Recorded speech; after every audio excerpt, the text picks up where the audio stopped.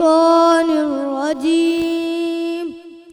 بسم الله الرحمن الرحيم.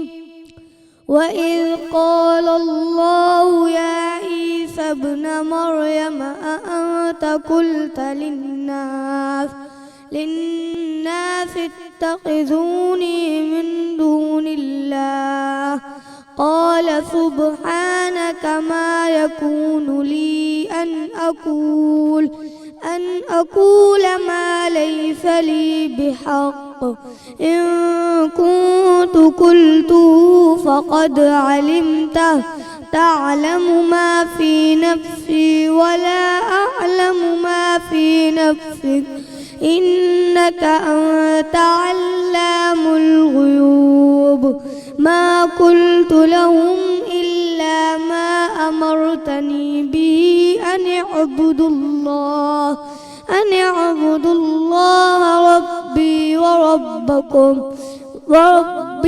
وربكم وكنت عليهم شهيدا ما دمت فيهم فلما توفيتني كنت أنت الرقيب عليهم إنك أنت على كل شيء شهيد. صدق الله العظيم. صدق اللہ العظیم. سبحان اللہ سبحان اللہ. بسم اللہ الرحمن الرحیم. شروع اللہ जे नाले सां हुन पाक परवरदिगार जे नाले सां जेको घणो महिरबान ऐं निहायत रहम फरमाइण वारो आहे. अल्हम्दुलिल्लाह अल्हम्दुलिल्लाह. तव्हां सभिनी खे जुमो मुबारक. मूंखे ॾिसंदड़ तमामु नाज़रीन खे, हिते मौजूदु तमामु हाज़रीन खे महविश कुरैशी तरफ़ां अस्सलामु अलैकुम. अल्हम्दुलिल्लाह. सलाम रमज़ान जी ही ट्रांसमिशन जुमे जो ॾींहुं जुमतुल मुबारक रमज़ानुल मुबारक. अल्हम्दुलिल्लाह. हिन ट्रांसमिशन जो आगाज़ ख़ूबसूरत आवाज़ तिलावत क़ुरान पाक सां कयो वियो, जंहिंमें आवाज़ आहे हाफ़िज़ बिलावल सुल्तान साहब जो. ॾाढी ख़ूबसूरत तिलावत क़ुरान पाक अॼु असांजी ट्रांसमिशन में रखी वई ऐं हमेशह ई ॾाढी ख़ूबसूरती सां आगाज़ ट्रांसमिशन जो थींदो आहे. नाज़रीन, अॼु जुमो मुबारक आहे. अॼु रमज़ान शरीफ़ जो पहिरियों जुमो आहे ऐं जॾहिं जुमे जी ॻाल्हि थींदी आहे त तव्हां मां बख़ूबी सुञाणियूं था त हुज़ूर अकरम सल्लल्लाहु अलैहि वसल्लम जो फ़रमान आहे त महीननि में सभिनी खां अफ़ज़ल महीनो रमज़ानुल मुबारक आहे ऐं ॾींहंनि में सभिनी खां अफ़ज़ल ॾींहुं जुमे जो आहे. ऐं अॼु उहो जुमो अल्हम्दुलिल्लाह अल्हम्दुलिल्लाह तव्हांखे ऐं मूंखे नसीब थियो आहे. शुक्र अल्हम्दुलिल्लाह. जुमे जो ॾींहुं जंहिंजे लाइ क़ुरान पाक में फ़रमान आहे, जुमे जो ॾींहुं जंहिंजे लाइ क़ुरान पाक में फ़रमान आहे, जंहिंजो कुझु मफ़हूम मां तव्हांजे साम्हूं पेश करणु चाहियां थी त फ़रमायल कुझु ईअं आहे त जॾहिं जुमे जे ॾींहुं जुमे जी अज़ान थिए त ख़ुदा ताला जे ज़िक्र जी तरफ़, अल्लाह जे ज़िक्र जी तरफ़ वधो ऐं ख़रीदो फ़रोख़्त बंदि करे छॾियो, ख़रीदो फ़रोख़्त तर्क करे छॾियो. जेकॾहिं सम्झो त इहो तव्हांजे हक़ में बहितर आहे. इहो फ़रमाने क़ुरान शरीफ़ आहे, फ़रमाने क़ुरान पाक आहे, अल्लाह जो कलाम आहे, जंहिंमें इहो हुकुम ॾिनो वियो आहे. जुमे जी नमाज़ जेका हर मुसलमान ते फ़र्ज़ु कई वई आहे, किन ते नाहे फ़र्ज़ु कई वई, इंशाअल्लाह पंहिंजे प्रोग्राम जे दौरान उन बाबति बि ॻाल्हाइबो. जुमे जी नमाज़ जंहिंजे लाइ इहो बि फ़रमान आहे, इहो बि ॿुधायो वियो आहे त जॾहिं जुमे जी नमाज़ थींदी आहे, जॾहिं जुमे जी अज़ान थींदी आहे त फ़रिश्ता हर मस्जिद जे दरवाज़े ते बीठा हूंदा आहिनि. ऐं ॾाढो ख़ूबसूरत बयानु थियलु आहे, मां तव्हांजे साम्हूं पेश करणु चाहियां थी त फ़रिश्ता दरवाज़े ते बीठा हूंदा आहिनि ऐं एंट्री जे लाइ हिकु रजिस्टर आहे. जीअं रजिस्टर असां खणंदा आहियूं न, एंट्रीज़ कंदा आहियूं. केरु सुबुह जो 9 वॻे आयो, केरु 9:01 ते, केरु 9:02 ते, केरु हेतिरी देरि पहिरीं, केरु हेतिरी देरि पोइ. फ़रिश्ता उहा हर मुसलमान जेको मस्जिद जी तरफ़ रवाना हूंदो आहे, मस्जिद जो गेट टिपी रहियो हूंदो आहे, फ़रिश्ता उनजी एंट्री करे रहिया हूंदा आहिनि. ऐं जेको पहिरीं सिफ़्त जो मुसलमान हूंदो आहे, जेको पहिरीं लाइन जो मुसलमान हूंदो आहे, उनखे कई गुना वधीक किथे मेंशन थियलु आहे त हिकु उठ तव्हां अल्लाह जी राह में तव्हां ॾेई छॾियो, एतिरो वधीक तव्हांखे सवाबु मिलंदो आहे. इन उठ जो मफ़हूम किथे मां सम्झण जी कोशिशि कई, छो त ॿुधण जे लाइ इंसानु आहे, इंसानी ज़ात आहे, त ॿुधण जे लाइ इलाही हिकु नंढी हिकु शइ लॻी त उठ. पर हे उठ जो मिसाल उन दौर जो आहे जंहिं दौर में उठ हिकु वॾी शाहाना सवारी हूंदी हुई, जंहिं वटि हूंदो हो उहो शाही माण्हू चवरायो वेंदो हो. हिन वक़्त जी सभिनी खां महांगी तरीन तव्हां BMW खणी छॾियो या ॿी का तव्हां खणी छॾियो, पोर्शे खणी छॾियो, इहे तमामु जेके गाॾियूं आहिनि उन टाइम ते उठ खे इन जी वैल्यू ॾिनी वई हूंदी हुई ऐं तॾहिं इहो उठ जो लफ़्ज़ आयो वियो त सोचो त उन जी जेका क़ीमत आहे उहा तव्हां अलाह जी राह में तव्हां ख़ैरियात करे छॾियो, अलाह जी राह में तव्हां ॾेई छॾियो। इन जी हैसियत इहा बयानु फरमाई वई आहे। अॼु अल्हम्दुलिल्लाह तव्हांखे मूंखे उहो जुमो नसीबु थियो आहे, जुमो मुबारक नसीबु थियो आहे ऐं रसूल अकरम सल्लल्लाहु अलैहि वसल्लम जो फ़रमान आहे त जेकॾहिं तव्हां हिकु रिवायत मुताबिक़ त जेकॾहिं तव्हां 3 जुमा तव्हां नथा पढ़ो, उहे जुमा जेके तव्हां ते फ़र्ज़ आहिनि तव्हां नथा पढ़ो त तव्हांजे दिलुनि ते मोहर लॻाई थी वञे ऐं उहा मोहर बेशक त जॾहिं बि मोहर जो लफ़्ज़ इस्तेमालु थींदो आहे, सूरह बकरा में बि किथे थियल आहे, उहा मोहर ज़ाहिर आहे उहा ख़ुशाइन मोहर न आहे, उहा मोहर इस्लाम जे खां परे करण जी या इस्लाम खे उते तव्हांजे दिलि खे महदूद करण जी हिकु मोहर आहे जेका तव्हां ते लॻाई थी वञे। अॼु जुमे जे हिसाब सां इंशाअल्लाह प्रोग्राम में डिफरेंट ॻाल्हियुनि ते इंशाअल्लाह गुफ़्तगू थींदी, इंशाअल्लाह डिफरेंट शयुनि ते गुफ़्तगू थींदी, जुमे जी फ़ज़ीलत ते गुफ़्तगू थींदी, जुमे जी उहो वक़्तु जंहिंजे लाइ इहो चयो वियो आहे त जुमे जे ॾींहुं हिकु अहिड़ो वक़्तु लिकियलु आहे जुमे जे ॾींहं में जंहिं वक़्त में तव्हांजी दुआ रायगाह कोन थींदी आहे ऐं उहो ख़ुशनसीब जेको उन वक़्त में ख़ुदा ताला जे साम्हूं ख़ुदा ताला जी बारगाह में अगरि हथड़ा खणी पंहिंजे लाइ कुझु घुरे थो त उन जी दुआ 100% क़बूल थिए थी। केॾो न ख़ूबसूरत मुंहिंजो दीन आहे जेको इहे सभु बहाना असांखे ॾिए थो त असां पंहिंजी बख़्शिश कराए सघूं, असां पंहिंजूं दुआऊं क़बूल कराए सघूं, पंहिंजूं मुश्किलूं आसान कराए सघूं। अॼु इंशाअल्लाह जुमो मुबारक आहे, इंशाअल्लाह जुमे ते गुफ़्तगू ज़रूरु पंहिंजे प्रोग्राम में रहंदी। तव्हांखे ॿुधाईंदा हलूं त हिन ट्रांसमिशन खे स्पॉन्सर कयो आहे करशी जामे शीरी। करशी जामे शीरी जेको लाइफ लाइट रिफ्रेशिंग आहे, करशी जामे शीरी जेको रौनक रमज़ान आहे, करशी जामे शीरी जेको रमज़ान जी ट्रेडिशन आहे, करशी जामे शीरी जेको 100% ख़ालिस आहे ऐं ख़ालिस ऐं 100% प्योर अर्कियात सां ठहियलु आहे। करशी जामे शीरी सहर हुजे या इफ्तार तव्हांजे दस्तरखाननि ते सजंदो आहे। इन सां गॾोगॾु ट्रांसमिशन खे स्पॉन्सर कयो आहे Tooba Pearl City. Tooba Pearl City Saba enterprises builders and developers जो हिकु अहिड़ो प्रोजेक्ट आहे जेको मेन नेशनल हाईवे ते हिकु ॾाढी ज़बरदस्त लोकेशन ते तव्हांखे 80, 120, 150 ऐं 200 गज़ जा प्लॉट्स जेके आहिनि उहे ॾेई रहियो आहे। रिहाइशी प्लॉट्स ऐं कमर्शियल प्लॉट्स 200 ऐं 400 गज़ जा तव्हांखे ॾेई रहियो आहे। जेकॾहिं 6 सालनि जी आसान इक़सात में तव्हां हिन जी तमामु जेका क़ीमत आहे उहा अदा करे सघो था ऐं जेकॾहिं तव्हां फुल पेमेंट करे हिन वक़्तु इहो प्लॉट ख़रीदो था त 40% डिस्काउंट तव्हांखे मिले थो ऐं जेकॾहिं तव्हां सिन टीवी जा व्यूवर आहियो त 25% मज़ीद डिस्काउंट तव्हांखे तूबा पर्ल सिटी जे तरफ़ां मिले थो। गॾोगॾु जी ट्रांसमिशन जो अल्हम्दुलिल्लाह आगाज़ थी चुको आहे। अल्हम्दुलिल्लाह बरकतुनि जो ऐं रहमतुनि जो सिलसिलो त अल्हम्दुलिल्लाह स्टार्ट थी चुको आहे ऐं चवंदा आहिनि त जुमे जो ॾींहुं उहो ॾींहुं हूंदो आहे जंहिंजे लाइ हुकुम बि आहे, फ़रमान बि आहे त दुरूद पाक कसरत सां पढ़ो। कसरत जो मतिलबु किथे मूं इहो सम्झो ऐं मूं ॿुधियो त जेसि ताईं त 300 मरतबा अगरि तव्हां दुरूद पाक पढ़ो था त उहो कसरत में शामिल थी वञे थो ऐं उनखां पोइ केतिरो वधीक तव्हां पढ़ी सघो था उनजी का हद न आहे। त सो अॼु इंशाअल्लाह पंहिंजी ज़ुबानुनि ते दुरूद पाक जो विर्द में रखंदासीं। फैसल असां सां गॾु हूंदा आहिनि ट्रांसमिशन में। अस्सलाम वालेकुम फैसल, कीअं आहियो? ख़ैरियत सां आहियो? ठीकु आहियो? अल्हम्दुलिल्लाह बिल्कुलु ठीकु ठाक। फैसल अॼु असांजे किचन में छा ठही रहियो आहे? अॼु तलो कुकिंग ऑयल जी रेसिपी आहे। सहरी जे हिसाब सां मां सोचियो कि थोरो चेंज कयूं त आलू जो भुर्तो ठाहियूं पिया। ज़बरदस्त। इंशाअल्लाह थोड़ी देर में फैसल की तरफ़ वेंदासीं ऐं इहा जेका रेसिपी अॼु असां वटि थी रही आहे इन जे बारे में ॼाणंदासीं। वक़्तु आहे सलाम रमज़ान में ब्रेक जो। नाज़रीन तव्हां सां मुलाक़ात कयूं था हिन ब्रेक खां पोइ।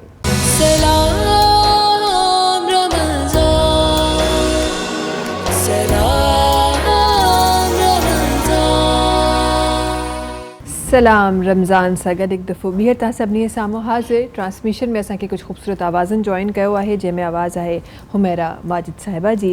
गॾोगॾु हिकु ॿी आवाज़ आहे जिन जॉइन कयो आहे साइमा अता साहिबा आहिनि जेके असां गॾु तशरीफ़ फरमा आहिनि। वालेकुम अस्सलाम। हिन तरफ़ असां सां गॾु नवीद अहमद नईमी साहिबनि जिन असांखे जॉइन कयो आहे ऐं गॾोगॾु इमदाद सैफ़ी साहिबनि जिन असांखे जॉइन कयो आहे। वॾी महिरबानी सभिनी जी जिन असांखे जॉइन कयो आहे। ऐं हिन जेको वक़्तु आहे हिन वक़्तु मां वञणु चाहियां थी फैसल जी तरफ़। शेफ़ फैसल असांजे किचन में सलाम रमज़ान जे किचन में ॾाढी ज़बरदस्त रेसिपीज़ हमेशह असांखे ठाहिणु सेखारींदा आहिनि। छा थी रहियो आहे किचन में सैफ़? अॼु त मां सफ़ा ईअं बीठो आहियां की तव्हां अचो क्लास में टीचर अचण खां पहिरीं सब स्टैंड बाय होना है। टीचर खबरदार मेरे आने से पहले आपने काम किया कुछ किया, मैं खुद अपनी आंखों से देखूंगी। इंस्पेक्शन चेक जरूरी है। अच्छा, तलो कुकिंग ऑयल में ठाहियूं था। अम्मा तलो में पकाओ, हमें सेहतमंद बनाओ। तमामु बहितरीन कुकिंग ऑयल है, विटामिन ए, ई ऐं डी का भरपूर है, लो कोलेस्ट्रॉल है, ओमेगा 3 मौजूद है। 1 लीटर 3 लीटर ऐं 5 लीटर में जी बॉटल्स मिलन पियूं, पाउचिस भी मिलन पिया ऐं 10 पैक में भी है। बनास्पति की तमामु बहितरीन है। अगर तव्हां पराठा ठाहियो, मिठा ठाहियो या हलवा वग़ैरह ठाहियो पिया त पोइ इन में ठाहींदो बनास्पति की में। अॼु असां हिन में ठाहियूं पिया आलू जो भुर्तो। मां चयो सिंपल सो कुझु ठाहियां। आलू जो भरतो? हाँ, आलू जो भरतो। हिकु पाव पोटैटोज़ यानी आलू तव्हां बॉयल कंदो, उनखे मैश करे छॾिजो। बिल्कुलु सिंपल जल्दी ठाहिण वारो। अच्छा, हिन मां उहो थींदो कि एक तीर से दो शिकार। इहो ई मिक्सचर जेको आहे न असां ठाहियूं पिया, इहो तव्हां पराठे जे अंदर भी विझी जो आलू जो पराठो भी करे सघो। ओके, तो पराठे में टमाटर भी पवंदा आहिनि? न पोइ मां ॿुधायां थो, छोकी मिक्सचर आहे। मां उहो ई सोचियो पिए कि स्पेशली स्पीड वधीक असां वरी एडवांस। अच्छा, मुंहिंजे माइंड में आयो पिए तव्हां पुछंदव ज़रूरु। ॾिसो इन मां ख़बर पए थी मूंखे कुकिंग सां कहिड़ो इंट्रेस्ट आहे मुंहिंजो। अच्छा जी, छा अच्छा, पीठल ॻाढ़ा मिर्च अधु चांहि जो चमचो, हेठि अधु चांहि जो चमचो, कुटियल ॻाढ़ा मिर्च अधु चांहि जो चमचो ऐं लूणु अधु चांहि जो चमचो, अछो ज़ीरो 1 चांहि जो चमचो। हे सॼो मिक्सचर मिक्स करे हिन में रखी छॾंदासीं। ऐं अगरि हिन मिक्सचर में तव्हां सिर्फ़ु सावा धाणा ऐं सावा मिर्च, ऑनियन अगर बाज़ माण्हू न खाईंदा आहिनि, जीअं सैरी वग़ैरह में, हाँ पराठे में ना है पसंद त न विझो, अगरि पसंद आहे त विझी सघो था सावो बसर। त हिनखे मिक्स कंदासीं। हिते असां सभिनी खां पहिरीं जीअं भरतो ठाहियूं पिया, हिन में असां 1 गंढ बसर जी खणंदासीं, हाफ स्लाइस कटिंग कंदासीं, इनखे सॉफ्ट कंदासीं। रेड ना है करणो, ॻाढ़ो ना है करणो, ठीकु आहे। नॉर्मली असां जीअं पाकिस्तानी जेके खाधा हूंदा आहिनि उनमें असां ॻाढ़ो बसर ॻाढ़ो करे छॾंदा आहियूं। हू सालन वग़ैरह भाॼी ठाहिण लाइ कंदा आहियूं लिक्विड फॉर्म में। त ही ड्राई फॉर्म में हूंदो त भरतो आहे, हिन में हल्को सो सॉफ्ट कंदासीं, लाइट पिंकिश जिनजी टोन अचे ऐं जो थोड़ो शेड चेंज थियण लॻे त इन सां गॾु ई असां हिन में विझी छॾंदासीं साओ मिर्च 1 अदद। ही ऑप्शनल है, बाज़ माण्हू नथा खाइनि या ॿार गॾु खाइनि पिया त उहे छॾे सघनि था। अच्छा फैसल, हिकु शइ अबाउट जेको तव्हां ही आलू तव्हां बॉइल कया आहिनि, कुझु अगरि असां टाइम घटि आहे त असां आलू बॉइल करे फ्रिज में बि रखी सघूं? फ्रिज में रखी सघो था, ठीकु आहे। उनसां कुझु ईअं त कोन थींदो त आलू पाणी छॾे ॾींदो आहे या कुझु अहिड़ी का शइ? न कोन थींदो। अच्छा, बसर जेको आहे न ही फ्रीज़ न कंदा कयो, हिन में बैक्टीरिया थींदो आहे, थी वेंदो आहे, ठीकु आहे। अगरि बसर खे तव्हांखे फ्रीज़ करिणो आहे, जीअं रमज़ान में तव्हांखे टाइम नथो मिले, त हिनखे फ्राई करे ब्राउन करे थधो करे तव्हां फ्रीज़र में रखी छॾो। जॾहिं तव्हांखे ठाहिणो ओॾी महिल कढी रखो। कचो कॾहिं बि वेड़े या कॾहिं बि न, बसर जेतिरो यूज़ करिणो आहे यूज़ कयो, बाक़ी आहे न ओॾी महिल या शाम ताईं ख़तमु करे छॾंदा कयो, छाकाणि त हिन में बि बैक्टीरिया ठहंदो आहे। अगरि फ्रिज में असां रखूं था त ही पोइ तव्हांजे लाइ सही आहे। तव्हांखे बसर हर हाल में तव्हांखे फ्रेश ई कटणो आहे, ॻोड़ा तव्हांखे फ्रेश ई वाहना आहे, त ॻोड़नि खे फ्रीज़ था करे न त पोइ आहे कि तव्हां ब्राउन करे काफ़ी सारो रखी छॾो। हाँ, हुन में को मसलो नथो थिए। अच्छा, वो तो मार्केट में भी ब्राउन बसर मिले, ब्राउन बसर मिले थो। हे लाइट सो गोल्डन थी वियो। हिन में टमाटर 2 विझी छॾंदासीं मीडियम साइज़ जा ऐं हिनखे हल्को सो सॉफ्ट कंदासीं। टमाटर जॾहिं सॉफ्ट थींदो कवर कयूं था, जैसे टमाटर असांजो सॉफ्ट थींदो हुनजे बाद ही मिक्सचर हिन जे अंदरि विझी हिनखे 2-3 मिनट भुञंदासीं ऐं हुनजे बाद तव्हां हिनखे सावा धाणा विझी बसि फ़ौरन पराठनि सां मानी सां सर्व करे सघो था। सही सफ़ा झटपट ठहण वारी इलाही ईज़ी रेसिपी आहे। सहरी जे हिसाब सां बसि टमाटर जो जेको अफ्तार जे हिसाब सां बि सोचा, अफ्तार जे हिसाब सां बि ज़रूरी न आहे डेली के चिकन कबाब ऐं ही शयूं। हाणे मां यकीन कयो अॼु घर में चई आहियो कि दाल चांवर ठाहिजो, डेली आहे न चिकन बीफ त वो अजीब थी तो वञे। अॼु मां बि घर में चई कि दाल चांवर छा कयूं, दिल तो बच्चा है जी। अफ्तारी में पकोड़ा ज़रूर जड़। अच्छा, मां इहो सोचां बि फैसल, अगरि हिन ई मिक्सचर जो जेको ही ठाहियो आहे, इन्हनि खे असां अगरि बेसण में डिप करे ऐं उहे अॼु मां जेको पंहिंजो लाइव शो कयो हुनमें मां पकोड़ा शयूं असां उते ई ठाहींदा आहियूं।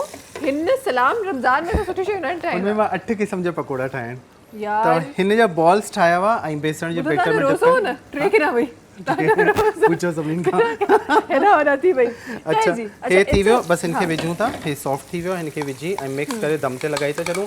पोइ हिन जे बाद असां ठाहियूं था कड़छी जामे शीरी में स्ट्रॉबेरी स्मूदी ठाहियूं था। हाँ, ज़फ़र जी आवाज़ जो घणो असर जी वियोसि मां बि। अरे फौरन फैसल ते असर थी वियो, फौरन फैसल स्पीड पकड़े छॾी। अच्छा, ही सॉफ्ट थी वेंदो, मां मिक्स करे थी वठां, तव्हां ॿियो हिन में सावा धाणा विझंदासीं ऐं हिनखे बसि 1 मिंट खां पोइ दम ते लॻाई छॾिजो हल्को हो करे। अच्छा, ओके, ठीकु आहे। अच्छा, हे असां हिते ठाहियूं था स्मूदी। हिन जे लाइ असांखे छा खपे, हिते असां खणंदासीं पाकोला जो, ठीकु आहे। आई गेस सुठी तरह मिक्स थी चुको आहे, इनखे दम बस मिक्स करे इनके दम ते लगाई छॾियो। ही इनजो हल्को था करे छॾियो चुल्हो थोरो ऐं बस 2 मिनट दम ते रहंदो। हाँ, हिते असां विझंदासीं 1 कप खीर। को बि टेट्रा पैक खणी सघो था, मां पाकोला जो खयो आहे। ठीकु आहे, पाकोला जो टेट्रा पैक हिन में मिल्क सां विझी रहिया योगर्ट ॾही 4 खाइणी जा चमचनि खां 5 खाइणी जा चमचनि ताईं सही ऐं खंडु 1 चांहि जो चमचो सही ठीकु आहे स्ट्रॉबेरीज़ 6 खां 8 ही मां 1 गिलास ठाहियां पियो ठीकु आहे ऐं हिते आहे कड़छी जामे श्री हे असां विझंदासीं हिन में टेबल स्पून 3 खां 4 करशी जामेशीरी ऐं 3 टेबल स्पून काफ़ी 3 टेबल स्पून पइजी रहिया आहिनि ऐं करशी जामेशीरी जेको लाइफ लाइट रिफ्रेशिंग आहे ऐं रिफ्रेशिंग ड्रिंक बि तयारु करे रहियो आहे आइस क्यूब्स विझी छॾिजो छाकाणि त हीउ लाइव शो आहे त हिते एॾो हींअर न इफ़्तारी जो बि मसइलो न आहे की फ़ौरन असांखे सर्व करिणो आहे त इफ़्तारी जे लाइ त ओॾी महिल ठाहिजो ओके जेको ब्लेंडिंग पॉइंट आहे न चङी हुजे ज़बरदस्त आहे इहो सही त करशी जामेशीरी जी ड्रिंक जेका आहे उहा तयारु थी रही आहे ज़बरदस्त तरीक़े जी अच्छा स्ट्रॉबेरीज़ बि रेड ऐं करशी जामेशीरी बि रेड आहे सही ओहो हो अॼु त भई ॾाढी प्रेज़ेंटेशन बि ॾाढी ज़बरदस्त आहे हे ज़रूरी आहे सही ज़बरदस्त ठीकु आहे जी सो असांजी ड्रिंक जेका आहे उहा रेडी थी चुकी आहे करशी जामेशीरी में जेको लाइट लाइट रिफ्रेशिंग आहे गॾोगॾु तलो कुकिंग ऑयल में असांजी हे डिश बि ठही रही आहे ये असांजो थी वई जी स्मूदी तयारु ऐं हीअ बि असांजो तयारु थी वियो आहे बसि फ़ौरन इनखे कढणो आहे प्लेटर में 5 मिंटनि में तयारु थियण वारी लिटरली विदिन 5 मिनट्स डिश तयारु थी आहे ऐं तव्हां जीअं फैसल चयो त तव्हां बॉइल करे रखी सघो था ऐं कॾहिं 2 खां 3 ॾींहं अगरि फ्रिज तव्हांजो बिल्कुलु टेम्परेचर ते सही हले पियो बाज़ दफ़ा छा थींदो आहे कि फ्रिज लाइट इलाही वेंदी आहे त शयूं ख़राबु थियणु शुरू थींदियूं आहिनि फ्रिज बि तव्हांजो सही हलंदो हुजे त पोइ रखी सघो ज़बरदस्त तरीक़े जो ही भरतो अच्छा मूं नॉर्मल ॾिठो माण्हू भरतो कचे मसाले में बि खाई रहिया हूंदा खाईंदा हा न आहिनि मां बि खाईंदो आहियां फैसल मूंखे फैसल मशकूक लॻे पियो हिन वक़्तु हर जो नई शइ फैसल जी साम्हूं पई अचे ख़ैर जी सो असांजूं ॿई जेके रेसिपीज़ आहिनि उहे तयारु थी वियूं आहिनि ऐं जेका चांहि आहे टपाल मेज़बान जी प्रीमियम डस्ट सहर हुजे अफ़्तार हुजे तव्हांखे हीअ चांहि ॾाढी ज़बरदस्त लॻंदी हिन जो ॾाढो सुठो कलर आहे ख़ूबसूरत कलर में ठहे थी हिन जी ख़ुशबू हिन जो ज़ाइक़ो तमामु बहितरीनु सिंध जी नंबर 1 चांहि आहे बिल्कुलु टपाल मेज़बान प्रीमियम डस्ट चांहि आहे जेका तव्हां कंज़्यूम कंदा आहियो सहर ऐं इफ़्तार में इन सां गॾोगॾु जी असांजे किचन जो जेको सेगमेंट आहे उहो एतिरो ई आहे thank you so much Faisal सां गॾु हुजण जे लाइ असांजे नाज़रीन खे ज़बरदस्त रेसिपीज़ ठाहिण जे लाइ इंशाल्लाह वरी सुभाणे मिलंदासीं नई रेसिपीज़ सां गॾु ऐं जी मां वापसि वञी रही आहियां पंहिंजे उन्हनि महिमान जी तरफ़ जेके असां गॾु तशरीफ़ फरमा आहिनि पंहिंजी ख़ूबसूरत आवाज़ुनि सां गॾु ऐं इंशाल्लाह सिलसिलो स्टार्ट कयूं था उन ज़िक्र जो जंहिं ज़िक्र जे लाइ हीअ तमामु ट्रांसमिशन सजंदियूं आहिनि अहिड़नि ॾींहंनि ते अहिड़नि महीननि में हीअ तमामु ख़ूबसूरत ट्रांसमिशन सजंदियूं आहिनि असां गॾु तशरीफ़ फरमा आहिनि हुमैरा माजिद साहिबा उन्हनि खे गुज़ारिश करणु चाहियां थी त पंहिंजी ख़ूबसूरत आवाज़ असांजी ट्रांसमिशन में रखनि हुमैरा माजिद साहिबा असां गॾु तशरीफ़ फरमा आहिनि बिस्मिल्लाहिर रहमान रहीम बेकसों के वाली दे दे हमें सहारा बेकसों के वाली दे दे हमें सहारा मुश्किल में हमने तेरी मुश्किल में हमने तेरी रहमा को है पुकारा बेकसों के वाली दे दे हमें सहारा और तू चाहे तो मिला दे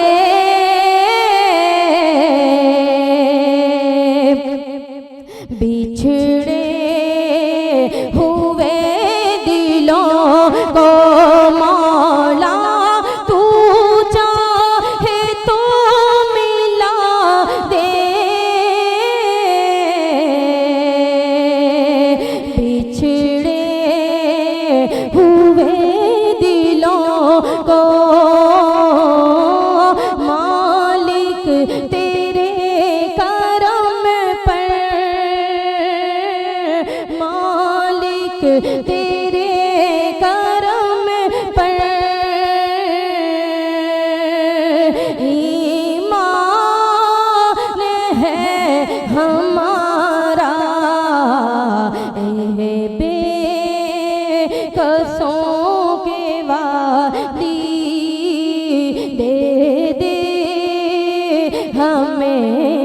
सहारा और हाजत रवा भी तू है,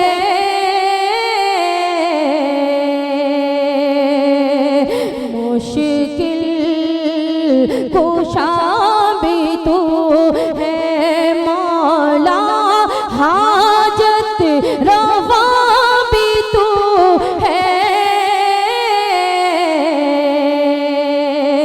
मुश्किल कुशा भी तू है, मालिक तेरे करम पर, मालिक तेरे करम पर ईमान है हमारा, बेकसों के वाली दे दे हमें सहारा, मुश्किल में हमने तेरी, मुश्किल में हमने तेरी रहमा को है पुकारा। अल्हम्दुलिल्लाह ट्रांसमिशन खूबसूरती सां जारी आहे, ट्रांसमिशन खूबसूरती सां हली रही आहे। जुमा मुबारक आहे, जुमे जो ॾींहुं आहे, जुमे जो रोज़ो आहे ऐं अल्हम्दुलिल्लाह असां सभु रोज़े सां आहियूं। ऐं जीअं मूं ट्रांसमिशन जे आगाज़ में हिकु ज़िक्र कयो हो त जॾहिं बि जुमो मुबारक ईंदो आहे ऐं जॾहिं बि हुज़ूर पाक सल्लल्लाहु अलैहि वसल्लम ते दुरूद पढ़ंदा आहियूं असां त हुज़ूर पाक सल्लल्लाहु अलैहि वसल्लम पाण ॿुधंदा। हिन ॻाल्हि जो ईमान हर मुसलमान जे दिलि में आहे, हर मुसलमान इन ॻाल्हि खे ॼाणे थो, हर मुसलमान इन ॻाल्हि खे सम्झे थो। ट्रांसमिशन में वक़्तु आहे ब्रेक जो, तव्हां सां मुलाक़ात कयूं था थोरी देरि में सलाम रमज़ान में।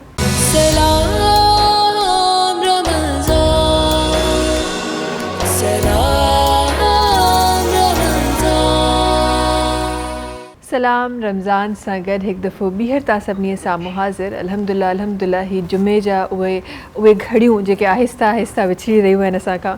जुमो जॾहिं तव्हां स्पेसिफिकली रमज़ान जी ॻाल्हि कयो था त उहो वक़्तु जंहिं वक़्तु नमाज़े जेका मग़रिब थिए थी, कल्ह जेकी मग़रिब थी आहे मतिलबु सूरज ग़ुरूब थियण जो वक़्तु, उन खां उहो वक़्तु जेको अॼु असां तव्हां ई मां इफ़्तार कंदासीं, ही उहे घड़ियूं आहिनि जेके क़बूलियत जूं घड़ियूं आहिनि, उहे घड़ियूं आहिनि जेके बहितरीन ॾींहं जूं घड़ियूं आहिनि, उहे घड़ियूं आहिनि जंहिंमें दुआऊं क़बूल थी रहियूं आहिनि, ही उहे घड़ियूं आहिनि जंहिंमें ही हिन महीने में त हूअं ई असांखे रहमतूं घणियूं मिलंदियूं आहिनि, पर जॾहिं जुमे जी नमाज़ जी ॻाल्हि थिए थी, जुमे जी जमात सां नमाज़ जी ॻाल्हि थिए थी, त जिथे इहो फ़रमान आहे त रमज़ानुल मुबारक में तव्हां जेका नेकी कयो था, जेको इबादत कयो था, उनजो सवाबु तव्हांखे 70 गुना वधीक किथे लिखियलु आहे, त 70 गुना वधीक मिली रहियो आहे। त सोचो उहो जुमो, उहा जुमे जी नमाज़, जंहिं नमाज़ जे लाइ जॾहिं तव्हां वञो था ऐं मस्जिद जे दर ते तव्हां पहिरीं सिर्फ़ जा जेके माण्हू आहियो था, उहे पहिरीं लाइन जा माण्हू आहियो जेके तव्हां एंटर थियो था, तव्हां जे लाइ लिखियो वञे थो त तव्हांखे सवाबु एतिरो मिलंदो जो तव्हां हिकु उठ ख़ुदा ताला जी राह में क़ुर्बान कयो, एतिरो सवाबु तव्हांखे मिली रहियो आहे, ख़ैरियात कयो, एतिरो सवाबु तव्हांखे मिली रहियो आहे। उहो सवाबु जॾहिं वरी रमज़ान में असांखे मिले थो त 70 गुना वधीक थी मिले थो। सुभान अल्लाह, सुभान अल्लाह, केॾी ख़ूबसूरत ॻाल्हि आहे। कीअं अॼोके ॾींहं खे कीअं मल्हाइजे, कीअं न मल्हाइजे, ऐं अॼोके ॾींहं ते जेके इबादतूं करणु खपनि, जेके वज़ाइफ़ कराइणु खपनि, उहे कहिड़ा हुजनि। इंशाअल्लाह थोरी देरि में पंहिंजे प्रोग्राम में उन ते बि इंशाअल्लाह डिस्कशन थींदी। गॾोगॾु जंहिं ज़िक्र जी ॻाल्हि ट्रांसमिशन जे आगाज़ खां मां करे रही आहियां, उन ज़िक्र खे मां ईअं ई कंटिन्यू करणु चाहियां थी। बेशक ज़िक्र ख़ैर, ज़िक्र ख़ुदा, ज़िक्र मुस्तफ़ा जॾहिं थींदो आहे त बरकतूं ईअं ई विरहाइजंदियूं आहिनि, रहमतूं ईअं ई विरहाइजंदियूं आहिनि। ही त हूअं ई ही दौर रहमतुनि जो आहे, ही दौर बरकतुनि जो आहे, ही महीनो रहमतुनि जो आहे, ही महीनो बरकतुनि जो आहे। ऐं ख़ुदा ताला तव्हांजे बि घरनि में जेके जेके असांखे ॾिसी रहिया आहिनि, ऐं असांजे स्टूडियो में बि हर इंसान जे दिलि में, हर इंसान जे घर में उहे रहमतूं, उहे बरकतूं जेके वसी रहियूं आहिनि, ख़ुदा ताला सभिनी खे मुबारक करे। कुझु नाला असां गॾु तशरीफ़ फरमा आहिनि, उन्हनि जी तरफ़ मां वञणु चाहियां थी। असां गॾु इमदाद सैफ़ी साहिब जेके तशरीफ़ फरमा आहिनि, उन्हनि खे गुज़ारिश करणु चाहियां थी त असांजी ट्रांसमिशन में पंहिंजी ख़ूबसूरत आवाज़ रखनि। बिस्मिल्लाहिर रहमानिर रहीम। मौला मदीनो ॾेखारी दो, मौला मौला मदीनो ॾेखारींदो मिलण रियन मारींदो मिलण रियन मारींदो ऐ मौला मदीनो ॾेखारींदो मौला मदीनो ॾेखारींदो मिलण रियन मारींदो है हज ते हेल जा जसाला है हज ते हेल जा जसाला वाग गरीब जीवारींदो वाग गरीब जीवारींदो मिलण रियन मारींदो है पक थम पूरी अञाला है पक थम पूरी अञाला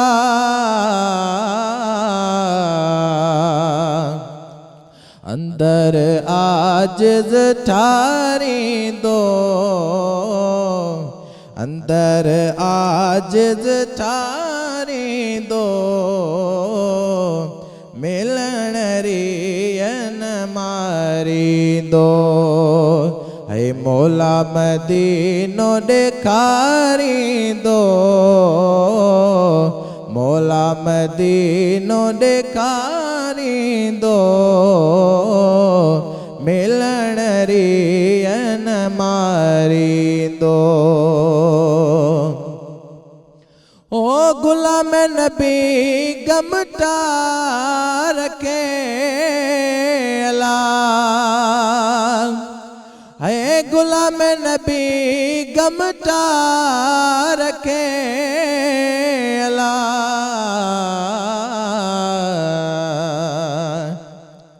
सारी उम्र पयो सारींदो सारी उम्र पयो सारींदो मिलण रियन मारींदो मिलण रियन मारींदो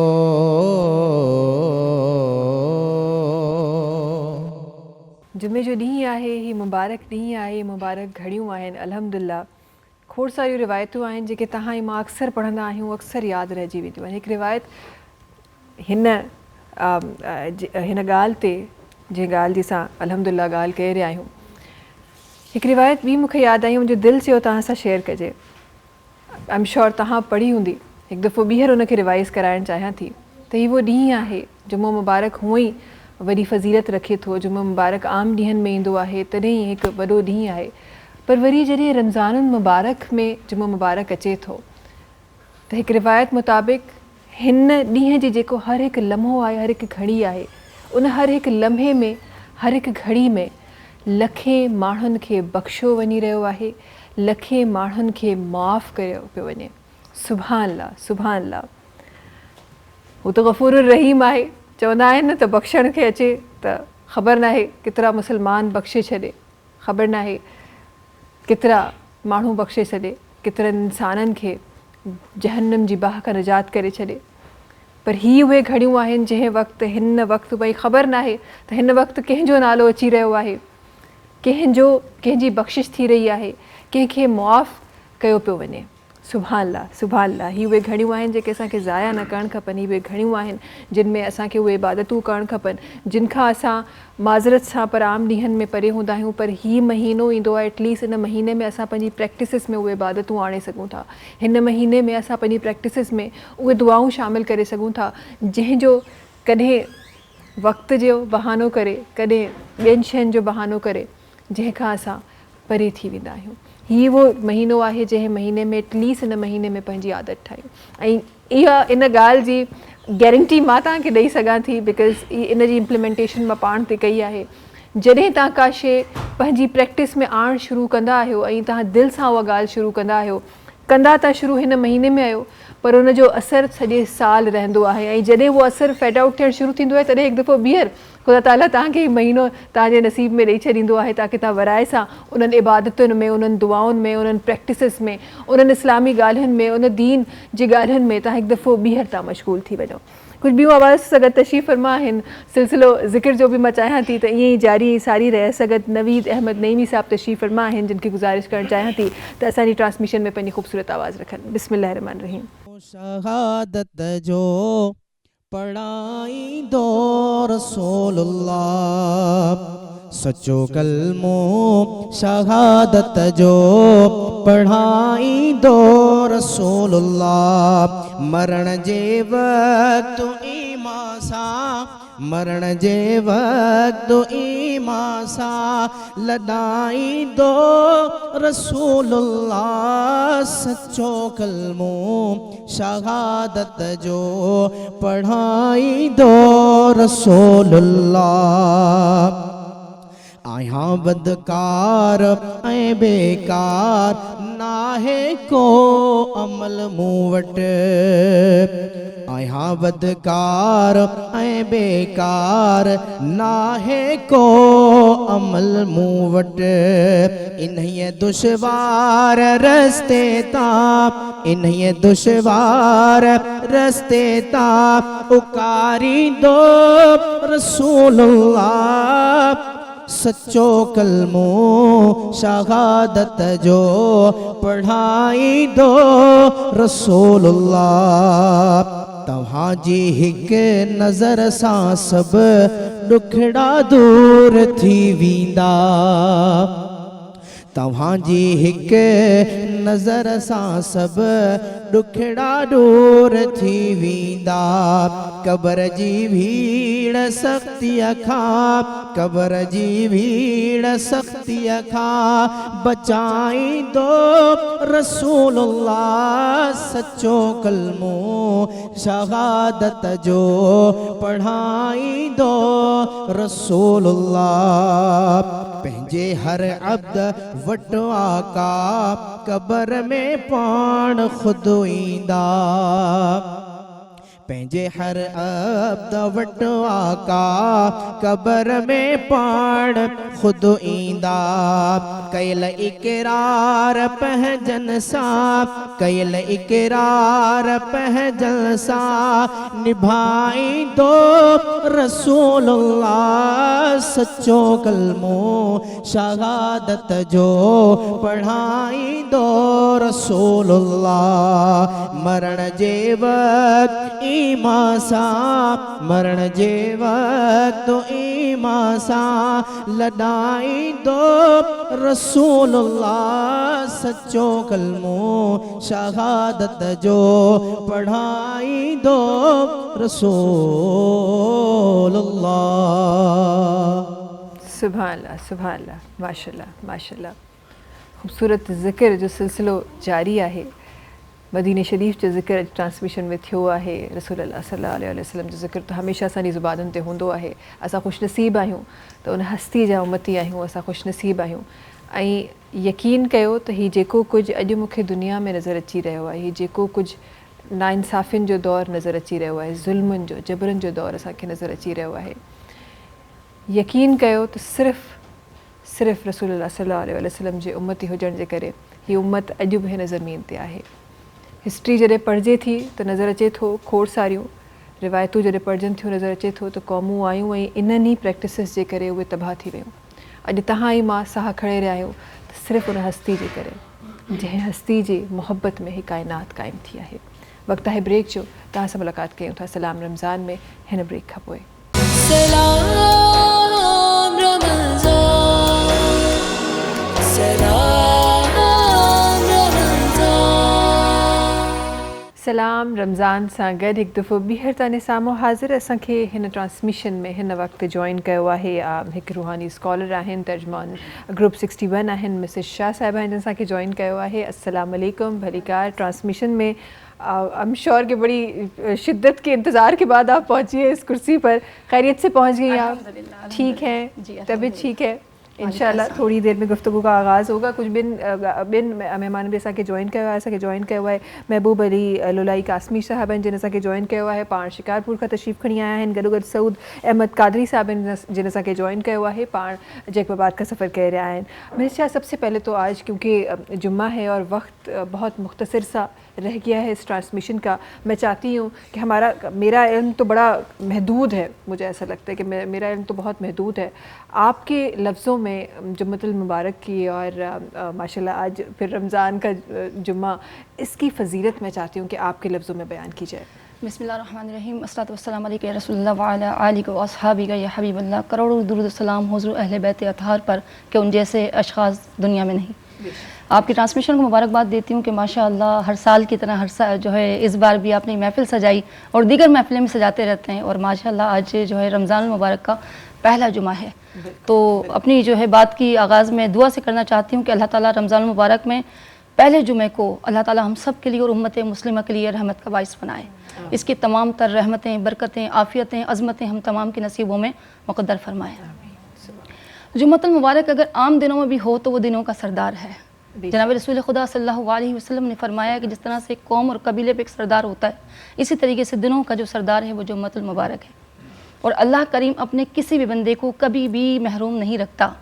آج میں آپ کی ٹرانسمیشن کے توسل سے ایک بات بتانا چاہوں, بے انتہا افراد ہوتے ہیں جو چاہتے ہیں ہم حج پر جائیں, ہم عمرے پر جائیں, اور وہ ان کے پاس اسباب نہیں ہوتے. بہت سارے افراد کو پتہ ہی نہیں ہوتا ہے کہ جو جمعے کی نماز کا اہتمام کر کے جمعے کی نماز میں اول صف میں شامل ہو جاتا ہے, جمعے کے لیے اہتمام کرتا ہے, اس انسان کو ایک عمرے کا ثواب عطا کیا جاتا ہے. اور اگر وہ جمعہ آ جائے رمضان المبارک میں تو اس کا ثواب 70 گنا ملٹیپلائی ہو جاتا ہے. تو آج ماشاءاللہ آج کی ٹرانسمیشن کا ثواب اور اجر اور عطا بھی 70 گنا بڑھ کے ملے گی.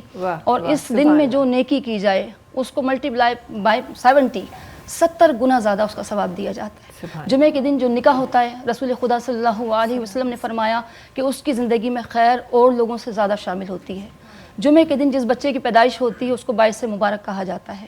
جمعے کے دن جتنی بھی کائنات میں عظیم عمر متبرک ہستیاں ہیں, جس میں ہم پنجتن پاک کو کہتے ہیں, حضرت محمد مصطفیٰ صلی اللہ علیہ وسلم, حضرت بی بی فاطمہ الزہرا سلام علیہا, حضرت علی علیہ السلام, حضرت امام حسن علیہ السلام, حضرت امام حسین علیہ السلام, ان 5 اشخاص کا نکاح جمعے کے دن ہوا. جمعے کے دن ہی حضرت آدم علیہ السلام کی توبہ قبول ہوئی.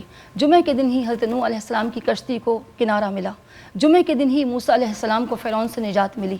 الغرض اگر میں آپ کو بتانا چاہوں تو جمعے کے دن ہر وہ بڑا واقعہ جو ہسٹری کے اندر اسلام کی ہو یا انسانیت کی ہو یا دنیا کی کسی بھی ہسٹری میں ہو, جتنا بھی بڑا اور مبارک اور آزاد واقعہ ہوا ہے وہ جمعۃ المبارک لیے ہوا ہے. تو ایک عام انسان کو جمعے کے دن اہتمام کرنا چاہیے. اس کے علاوہ اگر کوئی شخص, رسول اللہ صلی اللہ علیہ وسلم نے فرمایا ہے کہ جمعے کے دن اگر کسی مریض کی عیادت کرنے جاتے ہو تو آپ کے ہر قدم پر ایک نیکی کا ثواب ہے. نہ صرف نیکی بلکہ ہر قدم پر اللہ تبارک و تعالیٰ آپ کے ایک ایک گناہ کو ختم کر رہا ہوتا ہے. اگر آپ کسی جنازے میں شامل ہوئے تو الگ نیکی ہے, اگر آپ نے جمعے کے دن کسی کی بارات کی مبارکباد دی تو اس کی زیادہ جو ہے اہمیت ہے. جمعے کے دن آپ جو بھی نیک کام کرتے ہیں, یہاں تک کہ اگر ایک آپ چھوٹا سا بوٹا بھی لگاتے ہیں تو عام دنوں میں جو درخت لگاتے ہیں اس کا ثواب الگ ہے, مگر جمعے کے دن جو درخت لگاتے ہیں اس کا ثواب زیادہ ہے. جمعے کے دن ہر نیکی کی ایک میگا سیل لگ جاتی ہے. تو جمعے کے دن احتیاط کرنا چاہیے. جہاں پہ ہمیں اتنی ساری رحمتیں برکتیں ملتی ہیں وہیں احتیاط کرنا چاہیے کہ جمعے کے دن ہم اپنے غصے پہ قابو کریں, جمعے کے دن ہم اپنے جذبات کو قابو کریں, جمعے کے دن ہم ہر اس کام سے اجتناب کریں جو کہ قرآن اور حدیث اور اخلاقیات نے منع کیا ہے. صحیح, بہت خوب, بہت ہی خوبصورت انداز سے آپ نے جمعے کی فضیلت بیان کی. اور واقعی میں اب جس طرح آپ نے فرمایا تو ہسٹری پہ جب میری نظر گئی تو واقعی میں ہسٹری میں کہیں لکھا گیا ہے کہ جب پاکستان جب آزاد ہوا تھا وہ بھی جمعے کی رات تھی. کہیں ہسٹری میں بھی جنگ بدر ماشاءاللہ رمضان المبارک کی 27ویں شب, تو جمعے کا دن تو واقعی میں جب آپ بتا رہی تھی تو میں ان ساری چیزوں کو کنیکٹ کر رہی تھی کہ یہ واقعی میں کیا ہی خوبصورت دن ہے اور واقعی میں دنوں کا سردار ہے. کیونکہ جس زبان مبارک سے یہ لفظ نکلیں کہ دنوں کا سردار ہے, وہ زبان کبھی جھوٹ نہیں بول سکتی, جو وہ وہی بولتی ہے جو سچ ہوتی ہے. سبحان اللہ, سبحان اللہ. ایسا اگر کچھ آوازوں تشریف فرما ہے ان کی طرف ونن چاہے تو ایسا اگر ایک خوبصورت آواز تشریف فرما ہے سائمہ عطا صاحبہ جی کیسا اگر تشریف فرما ہے ان کی گزارش کرنا چاہیں تو اپنی خوبصورت آواز سے ٹرانسمیشن میں رکھیں. بسم اللہ. नबियों के ओहदे बड़े हैं, सारे नबियों के ओहदे बड़े हैं, लेकिन आका का मनसब बड़ा है।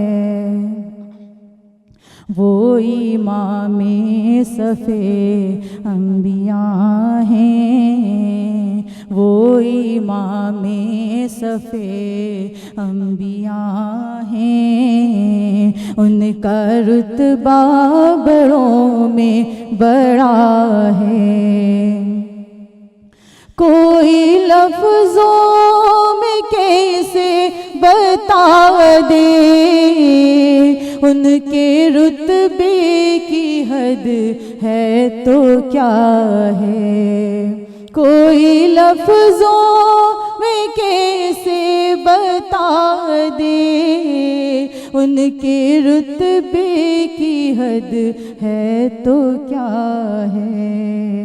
हमने अपने बड़ों से सुना है, हमने अपने बड़ों से सुना है, सिर्फ अल्लाह उनसे बड़ा है।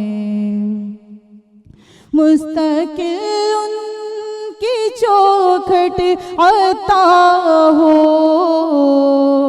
मेरे माबूद ये इल्तिजा है। मुस्तकिल उनकी चौखट अता हो, मेरे माबूद ये इल्तिजा है। कोई पूछे तो ये कह सकूं मैं, कोई पूछे तो ये कह सकूं मैं, बाबे जिब्रील मेरा पता है। वो इमाम सफ़े अंबिया हैं, उनका रुतबा बड़ों से बड़ा है। सुभान अल्लाह, बहुत ही खूब, बहुत खूब। सगद कुछ भी आवाज़ तशरीफ़ फरमा है न सगद तशरीफ़ रखन था महबूब अली लोलाई कासमी साहब तशरीफ़ रखन था। उनकी गुजारिश है तो पंहिंजी ख़ूबसूरत आवाज़ असांजी ट्रांसमिशन में रखन। बिस्मिल्लाहिर्रहमानिर्रहीम।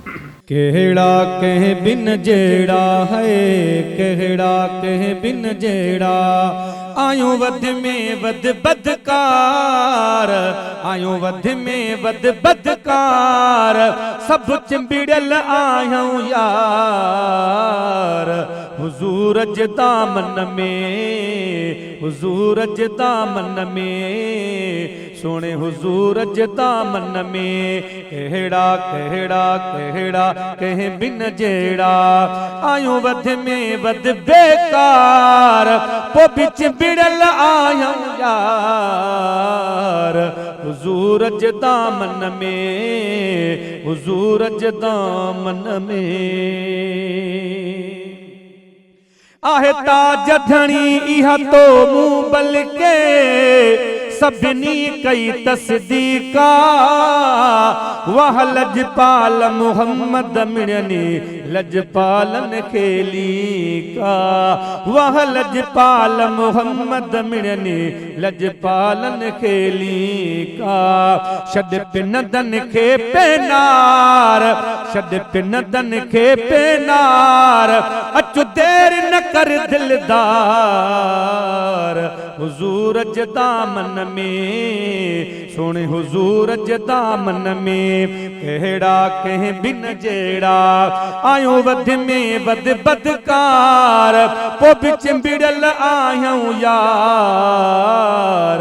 हुजूर ज दामन में खोड़ दिहाड़ा खड़काया थी, तो दोस्तन जा दरवाजा, तुझी पसंद हित मिलंदा तोखे तोहफा ताज़ा ताज़ा।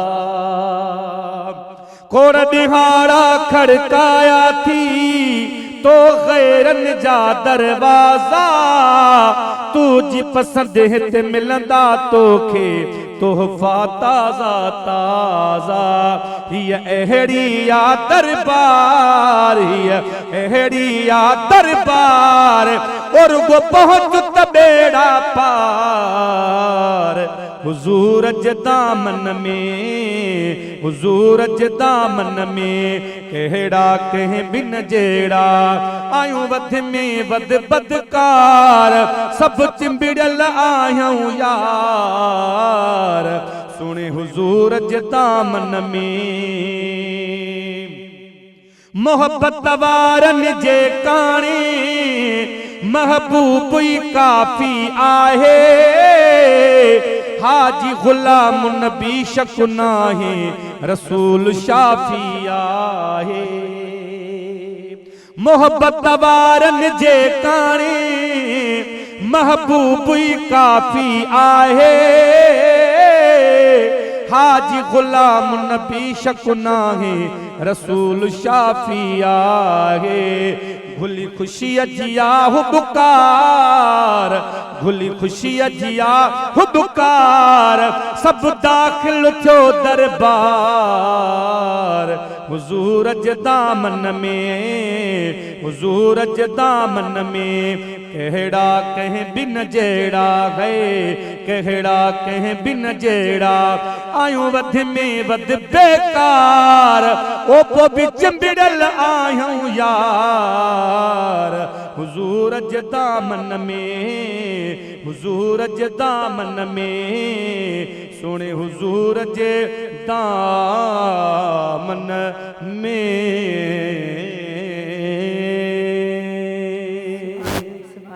सुभान माशाल्लाह सलाम रमज़ान में वक्त है ब्रेक जो नाज़रीन तहां से मुलाकात की था नंढी ब्रेक खा पोइ सलाम रमज़ान सलाम रमज़ान सलाम रमज़ान सां गॾु अल्हम्दुलिल्लाह हिकु दफ़ो ॿीहर तव्हां सभिनी जे साम्हूं हाज़िर थी चुका आहियूं हीअ ॾाढी ख़ूबसूरत ट्रांसमिशन जेका हली रही आहे हीअ रहमतुनि जो सिलसिलो जेको हली रहियो आहे बरकतुनि जो सिलसिलो अल्हम्दुलिल्लाह हली रहियो आहे जुमे जो ॾींहुं आहे जुमे जे ॾींहं जे इख़्तिताम जी तरफ़ असां वधी रहिया आहियूं या ॼोके ॾींहं जो जेको इख़्तिताम आहे उहो थियण वारो आहे कुझु ॿियूं ॻाल्हियूं हिन ॾींहं जी मुनासिबत सां हिन ॾींहं जी हैसियत सां हिन ॾींहं जो ऐं वरी इन ॾींहं जो रमज़ान मुबारक में अचणु हमेशा ये ज़रूर मैं जानना चाहती हूँ जिस तरह आपने फरमाया कि जुमे का दिन तो वैसे ही दिनों का सरदार है फिर रमज़ान मुबारक में आता है और फिर जुमे का रोज़ा ज़रा इसके बारे में भी चाहती हूँ हमारे नाज़रीन को पता चले क्योंकि हम आम रोज़ा तो हम वैसे आम रूटीन में तो तमाम रमज़ान मुबारक में हम रोज़े रखते हैं और रोज़े की फ़जीलत जानते हैं फिर जब जुमे का रोज़ा आ जाता है दिनों के सरदार के दिन हम रोज़ा रख रहे होते हैं इसको कैसे बयान फरमाएंगी आप माशाल्लाह सवाल बड़ा खूबसूरत है ख़ास दिन में कोई भी काम किया जाए वो ख़ास होता है हम आम दिन में अगर किसी को कोई फूल बुकेट या तोहफ़ा देते हैं तो बस वो जस्ट होता है अगर हम उसकी पैदाइश पर दें या हम उसकी शादी पर दें या उसके किसी कामयाबी के दिन पर दें तो उसको ज़्यादा खुशी होती है इसी तरीके से परवरदिगार आलम का बंदा जब अपने रब की बारगाह में जुमे के दिन कोई नेक काम करता है नमाज पढ़ता है रोज़ा रखता है नियत करता है वो कोई भी काम की जब सिर्फ नियत ही करता है तो अल्लाह की ख़ास रहमत उसके ऊपर नाजिल होना शुरू हो जाती है अल्लाह करीम इस कदर करीम है कि उसका बंदा जिस टाइम नेक काम का इरादा करता है वो उस वक्त उस पर रहमत करता है जब तक उसका बंदा बदी नहीं कर लेता तब तक वो बदी उसके नामे अमाल में नहीं आती मगर नेकी उस वक्त से आ जाती है रोज़ा जो रमज़ान का रोज़ा हम पे फ़र्ज़ है हालांकि 30 रोज़े लाइन से गिनती में है मगर जब जुमे का रोज़ा आ जाता है तो इसकी रहमतें इसकी बरकतें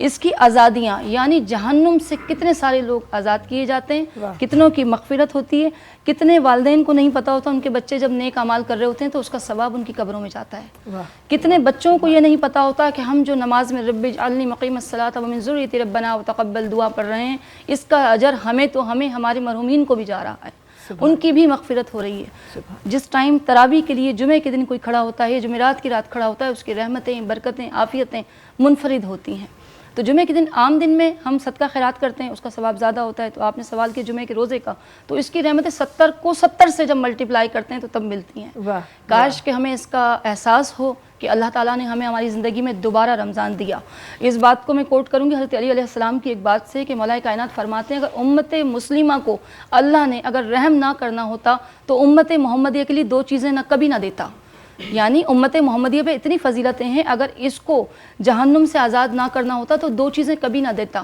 ایک قرآن کریم میں سورہ اخلاص اور دوسرا 12 مہینوں میں رمضان۔ اللہ نے ڈیسائیڈ کر رکھا ہے کہ اپنی امت مسلمہ میں زیادہ سے زیادہ لوگوں کو جہنم سے آزادی دینی ہے، تو یہ ہمارے لیے ایک میگا چانس ہوتا ہے، یہ ہمارے لیے ایک چانس ہے کہ ہم روزہ رکھ رہے ہیں اور پھر جمعہ آ گیا، ہماری مغفرت کے دروازے زیادہ کھل گئے، ہمارے مرحومین کی مغفرت کے دروازے زیادہ کھل گئے۔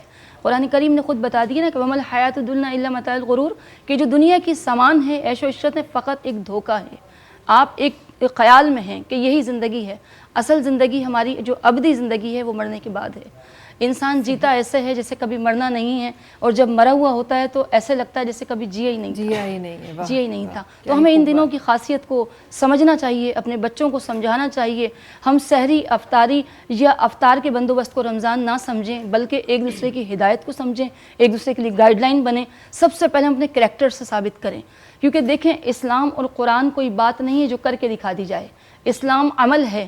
اسلام جو ہے بات نہیں ہے جو بول کے دکھا دی جائے، اسلام عمل ہے جو کر کے دکھانا ہے۔ جناب رسالت مآب نے 40 سال مکے کی گلیوں میں کریکٹر سے ثابت کیا کہ انسانیت کیا چیز ہے۔ کیا رسول اللہ نے پل بنائے تھے؟ کیا رسول اللہ نے کوئی میگا پروجیکٹس لگائے تھے؟ کیا رسول اللہ نے کوئی فیکٹریاں بنائی تھیں جو آج پوری کائنات میں ان کا ڈنکا بج رہا ہے؟ کیا ہے؟ انسانیت کا سبق دکھایا کہ کسی گورے کو کسی کالے پہ فوقیت نہیں ہے، کسی غلام کو کسی مالک پہ کسی وہ نہیں ہے، کسی مالک کو کسی غلام پہ نہیں، کسی عربی کو کسی اجمی پہ نہیں، کسی امیر کو کسی غریب پہ نہیں۔ رسالت مآب صلی اللہ علیہ وسلم نے 40 سال بتایا کہ اگر انسان جھوٹ نہ بولے تو وہ صادق کہلاتا ہے، اگر کسی کی بات رکھ لے تو وہ امین کہلاتا ہے۔ امانت فقط، عزیزان گرامی آپ کے پلیٹ فارم سے کہنا چاہوں گی، کسی کا مال رکھنا ہی نہیں ہے، امانت ہر وہ چیز ہے اگر کسی نے آپ کو اپنی بات بتا دی تو آپ امین بن گئے۔ اور مسلمان ہونے کے ناطے ہمیں رسول اللہ کی اس سنت پہ بھی عمل کرنا چاہیے کہ رسول اللہ کو جو پہلی دفعہ کال کیا جاتا ہے وہ صادق و امین کے طریقے سے کال کیا جاتا ہے۔ کون کال کر رہے ہیں؟ ایمان والے نہیں، کافر، یہودی اور ہر وہ مشرک جو آپ کا انکار کر رہا ہے، وہ کہتا ہے کہ محمد صلی اللہ علیہ وسلم جھوٹ نہیں کہتے، محمد صلی اللہ علیہ وسلم امانت میں خیانت نہیں کرتے۔ تو مکے کے بہت سارے راز تھے، مکے کی بہت ساری امانتیں تھیں، مشرکوں کی، منافقوں کی، کافروں کی، یہودیوں کی، تمام کی امانتیں تھیں۔ ہم اس سنت پہ کیوں نہیں آتے؟ ہم اگر کسی کے مال کے امین نہیں ہیں تو ہم راز کے امین تو ہیں، ہم کسی کا راز تو رکھ سکتے ہیں۔ تو کسی کا راز رکھنا قیامت کے دن آپ کے 70 عیبوں پہ پردہ ڈال دے گا۔ اگر آپ نے کسی کی برائی دیکھ لی اور اگر کہیں بیان نہیں کی، آپ کو آئیڈیا بھی نہیں ہے کہ قیامت کے دن اللہ تعالیٰ آپ کے عیبوں پہ پردہ ڈالے گا کہ تیرے عیب مجھے پتا تھے، آج میں کسی کو عیاں نہ کروں۔ ہم نے کسی کی برائی دیکھ لی، سمجھ لی، نوٹ کر لی تو ہم اس کو بھی یاد نہ دلائیں۔ یہاں تک کہ حضرت علی فرماتے ہیں اگر آپ کا جھگڑا ہو رہا ہے اور آپ کو پتہ ہے کہ غصے کی کیفیت میں آپ اس کا کوئی عیب کھول دیں گے، آپ کوئی عیب کشائی کر جائیں گے، تو قصداً آپ ہار جائیں، آپ ہار مان لیں، اس سے بیشتر کہ غصے کی حالت میں آپ کسی کی کردار کشی پر آ جائیں۔ کیونکہ اللہ تعالیٰ کو کسی صورت گوارا نہیں کہ اس انسان کی، اس کے بندے کی ذلت کی جائے، اس کے بندے کی عیب کشائی کی جائے، کیونکہ اپنے بندوں کے عیبوں پہ پردہ تو پروردگار عالم خود بھی رکھتا ہے، جس نے پوری کائنات کے نظام کو بنا رکھا ہے۔ اللہ تعالیٰ فرماتا ہے ان اللہ علی کل شیء قدیر، تو وہ چاہے تو لوگوں کے عیب کھول دے، اور ہمارے عیب حضرت علی فرماتے ہیں ایک دوسرے پہ کھل جائیں تو ہم ایک دوسرے کی جنازوں میں شریک نہ ہوں، ہم ایک دوسرے کی جنازوں میں شرکت نہ کریں اگر ہمیں ایک دوسرے کے عیب پتہ چل جائیں۔ جس طرح چہرہ دیکھنے والا آئینہ ہے، اگر کردار دیکھنے والا آئینہ آ جائے تو ہمیں اپنے آپ سے نفرت ہو جائے۔ تو ہم رسول اللہ کی امین ہونے کی سنت پہ بھی آنا چاہیے۔ بے شک ایسا ہی ہے۔ اور بڑی خوب آپ نے بات کی کہ ہم بہت ساری ایسی چیزیں ہیں جو ہم پریکٹس میں کرتے آ رہے ہیں اور ہمیں پتہ بھی نہیں ہے کہ اس کا کتنا عظیم گناہ ہے اور کتنا گناہ ہمیں مل رہا ہے، اور وہ بڑے ہم کبھی مذاق کی حالت میں تو کبھی ویسے ہی کچھ بتانے کی حالت میں، کبھی کسی کو اپنے قریب کرنے کی حالت میں ہم یہ ساری چیزیں کر جاتے ہیں۔ ایسا اگر خوبصورت آوازوں بیٹھی ہیں، خدا تعالیٰ سبنی کے ہدایت دے، ایسا سبنی سا گڈ مناچیز کے بھی ہدایت دے، شاید انسان گناہگار ہے، کافی سارا گناہ مکھا بسرزت تھی وندہ ہوندا، اللہ سے سبنی کے ہدایت دے۔ ایسا گڈ سعود احمد قادری صاحب تشریف فرما ہیں، انہوں کے گزارش کرنا چاہیں تو اپنی خوبصورت آواز سے ٹرانسمیشن میں رکھیں۔ بسم اللہ الرحمن الرحیم۔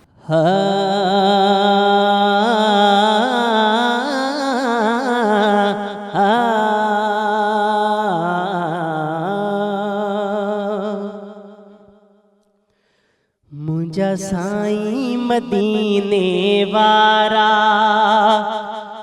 मुझा आका मदीने वारा रहमत जे खजीने वारा मिठा मोतर पसीने वारा मुझा साईं मदीने वारा मुझा आका मदीने वारा है तो सां गंढियो जैनी जो नातो जही पातो तनी लातो तो सां गंढियो जैनी जो नातो जनी पातो तनी लातो रुगो रहिजी व्याकीने वारा मुझा साईं मदीने वारा मुझा आका मदीने वारा रहमत जे खजीने वारा मिठा मोतर पसीने वारा मुझा साईं मदीने वारा मुझा आका मदीने वारा है सिकंदे सिकंदे सिज उबरन था दूर दिहाड़ा ये गुजरन था सिकंदे सिकंदे सिज उबरन था दूर दिहाड़ा ये गुजरन था जिए मोहरम महीने वारा मुझा साईं मदीने वारा मुझा आका मदीने वारा है मोहब मदीने वागवरायो अज़मी चे दीदार करायो मोहब मदीने वागवरायो अज़मी चे दीदार करायो सूर में ट्याई सीने वारा मुझा साईं मदीने वारा रहमत जे खजीने वारा मिठा मोतर पसीने वारा मुझा साईं मदीने वारा मुझा आका मदीने वारा मुझा मदनी मदीने वारा। सुभान अल्लाह सुभान अल्लाह सुभान अल्लाह। सलाम रमज़ान में वक्त है ब्रेक जो नाज़रीन तहां से मुलाकात की उठाने ब्रेक खा पोए। सलाम रमज़ान सलाम रमज़ान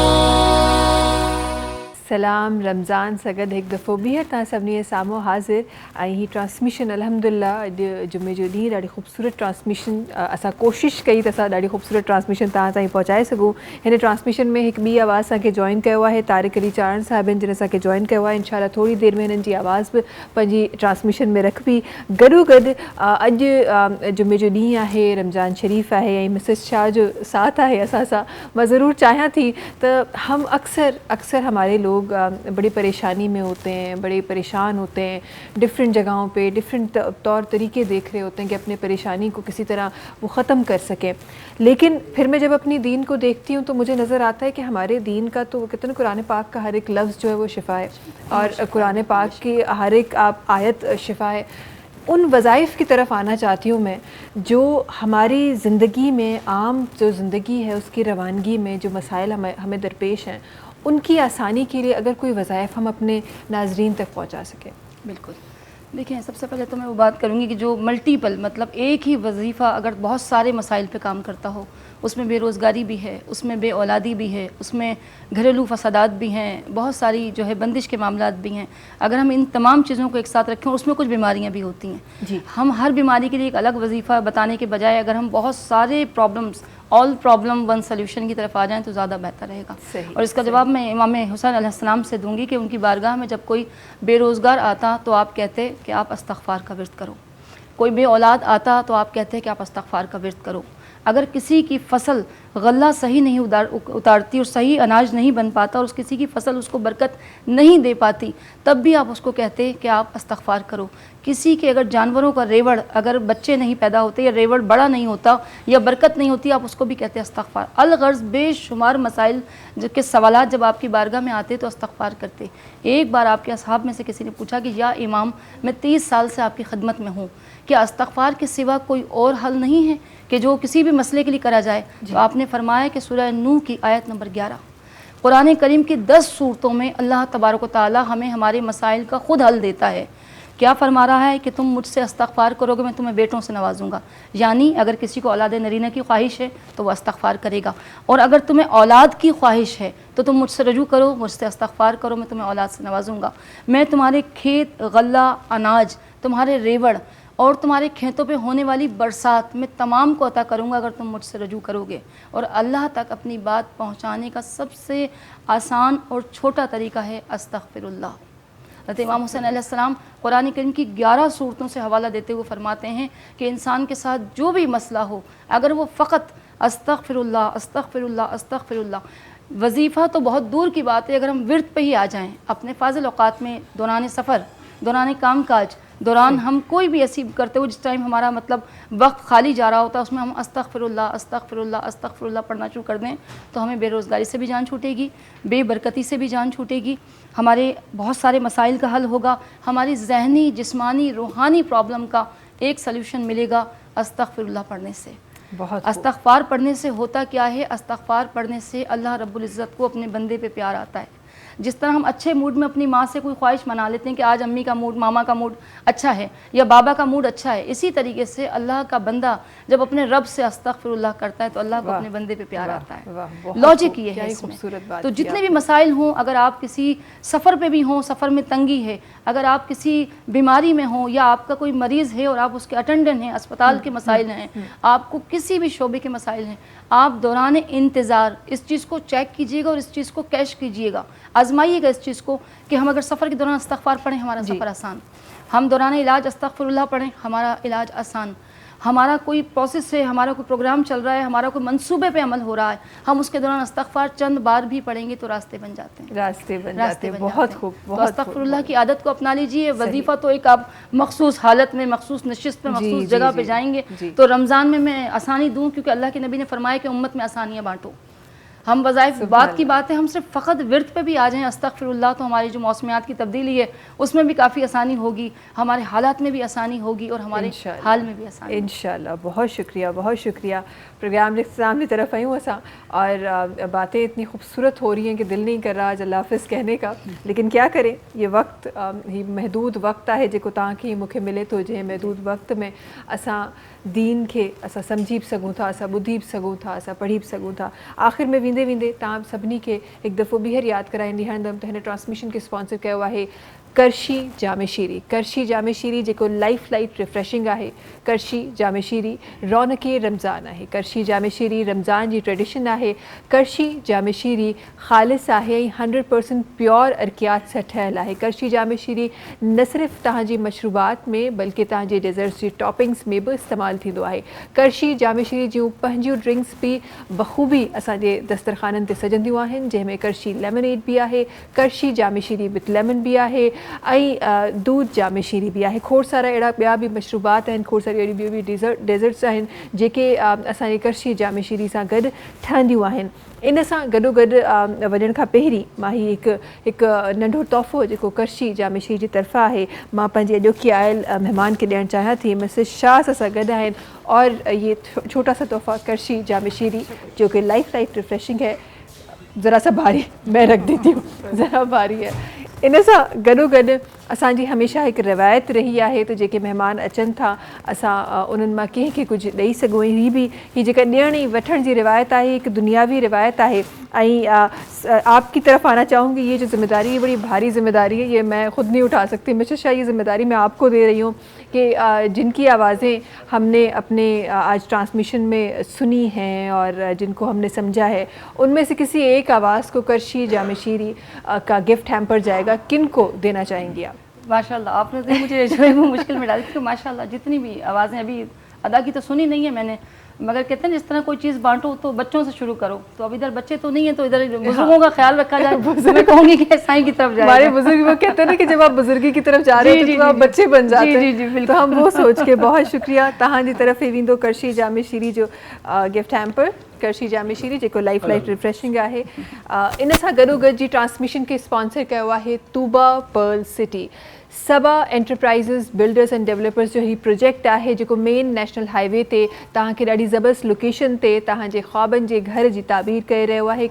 तूबा पर्ल सिटी जेके में रिहाइशी प्लॉट्स ऐं कमर्शियल प्लॉट्स तव्हांखे मिली रहिया आहिनि। रिहाइशी प्लॉट्स जेके 80 खां 200 गज़ जा आहिनि, कमर्शियल प्लॉट्स जेके 200 खां 400 गज़ जा आहिनि जेके तव्हांखे मिली रहिया आहिनि। जेकॾहिं तव्हां तमामु जेका क़ीमत आहे उन जी वन टाइम पेमेंट में तव्हां ख़रीदणु चाहियो था त 40% डिस्काउंट तव्हांखे तूबा पर्ल सिटी ॾेई रहियो आहे। ऐं जेकॾहिं तव्हां सन टीवी जा व्यूवर आहियो त तव्हांखे मज़ीद उन 40% खां पोइ मज़ीद 25% डिस्काउंट तव्हांखे हिननि जे प्लॉट्स ते मिली रहियो आहे।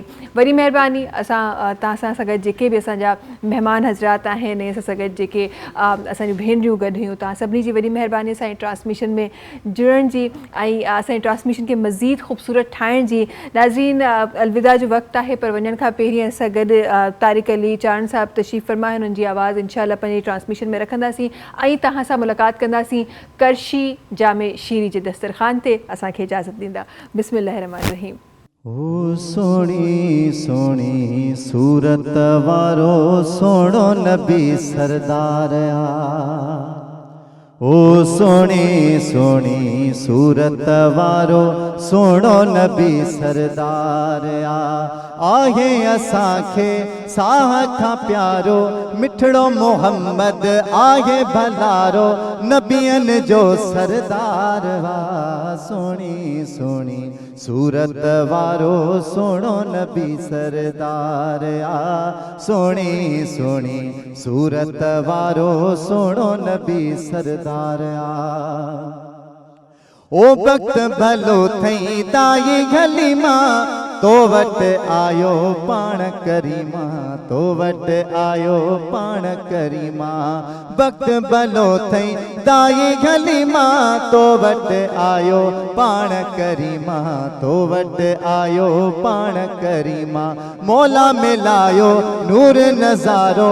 मौला मिलायो नूर नज़ारो रहमत जो वसकार आ। सोणी सोणी सूरत वारो सोणो नबी सरदार आ। सोणी सोणी सूरत वारो सोणो नबी सरदार आ। ओ जे अचण सां थियो जग नूरा कुफर अची सब थियो काफूरा। कुफर अची सब थियो काफूरा। हाय मालिक जो महबूब भलारो। मालिक जो महबूब भलारो अड़ियन जो आधार वा। सोणी सोणी सूरत वारो सोणो नबी सरदार आ। सोणी सोणी सूरत वारो सोणो नबी सरदार आ। आहे असांखे साह खां प्यारो मिठड़ो मोहम्मद आहे भलारो नबियन जो सरदार आ। सोणी सोणी सूरत वारो सोणो नबी सरदार आ। सोणी सोणी सूरत वारो सोणो नबी सरदार आ। ओ नौकर वातन बीर निमाणो आका जे दर आहे विकाणो। आका जे दर आहे विकाणो। मालिक जो महबूब भलारो। मालिक जो महबूब भलारो छो त अड़े आधार वा। सोणी सोणी सूरत वारो सोणो नबी सरदार आ। सोणी सोणी सूरत वारो सोणो नबी सरदार आ। आहे असांखे साह खां प्यारो मिठड़ो मोहम्मद आहे भलारो नबियन जो सरदार वा। सोणी सोणी सूरत वारो सोणो नबी सरदार आ। सोणी सोणी सूरत वारो सोणो नबी सरदार आ। सब्सक्राइब कयो असांजो official YouTube channel SIM TV HD Islamic ऐं वधीक अपडेट लाइ बेल आइकन खे क्लिक करियो।